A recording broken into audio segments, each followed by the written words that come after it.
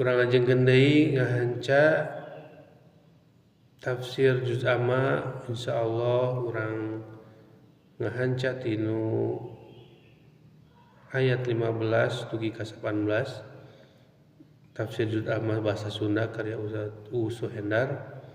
A'udzu billahi minasy syaithanir rajim.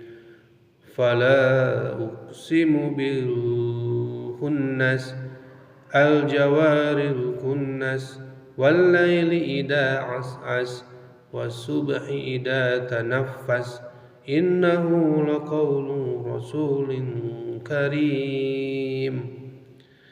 Ayat-ayat anu saterusna ngajelaskeun fungsi Al-Qur'an jeung sifat-sifat utusan Allah.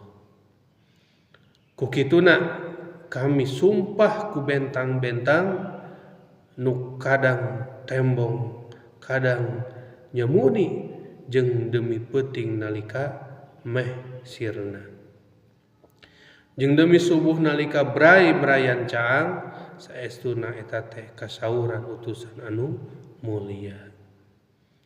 Fala uqsimu kukituna kami benar-benar sumpah bil khunnas ku bentang-bentang huruf la anu aya samemeh lafaz uqsimu ka Abu Zaidah anu fungsina pikeun nguatkeun kecap anu sok dihartian bener-bener.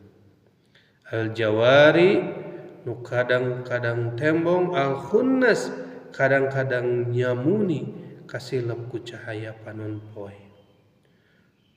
Wal laili jeung demi peuting iza as nalika meh sirna poekna geus deukeut ka waktu subuh wa asyubhi jeung demi waktu subuh iza tanaffas nalika bray-brayan caang.